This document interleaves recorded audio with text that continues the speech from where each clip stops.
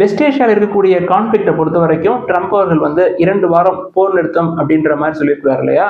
Iran தரப்பு ஒரு சில நிபந்தனைகள்லாம் கொடுத்துருக்குறாங்க. என்னென்ன நிபந்தனைகள் அப்படின்னா, ஹார்முஸ்ல கண்ட்ரோல், அதாவது ஹார்முஸை பொறுத்த வரைக்கும் யாருக்கு உரிமை இருக்கு அப்படின்னா 2 தேசங்களுக்குங்க. ஒன்று ஓமன், இன்னொன்று ஈரான்.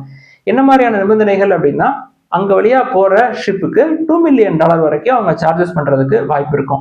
தென் அவங்க மேல இருக்கக்கூடிய பொருளாதார தடை, பிரைமரி அண்ட் செகண்டரி சாங்ஷன்ஸ் எல்லாத்தையுமே ரிமூவ் பண்ணணும் அப்படின்னு சொல்லியிருக்காங்க. தென் மிடில் ஈஸ்ட்ல இருக்கக்கூடிய மிலிட்ரி, யூஎஸ் மிலிட்ரிலாம் கிளம்புங்க அப்படின்ற மாதிரி சொல்லியிருக்காங்க.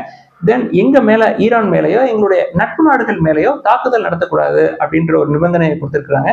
தென் ஈரானுடைய ஃப்ரோசன் அசட்ஸ் எல்லாத்தையுமே ரிலீஸ் பண்ணணும் அப்படின்னு சொல்லியிருக்காங்க. இதெல்லாம் போக யூஎன் செக்யூரிட்டி கவுன்சில் ரெசல்யூஷன், அதாவது ஸ்டேட் மெம்பர்ஸ் இருப்பாங்க, அக்ரிமெண்ட் இல்ல டீல் போடுறாங்க அப்படின்னா ஸ்டேட் மெம்பர்ஸ் கூட ஒரு லீகல் ரெசல்யூஷன் எடுப்பாங்க. அதையும் கேட்டிருக்கிறாங்க ஈரான்.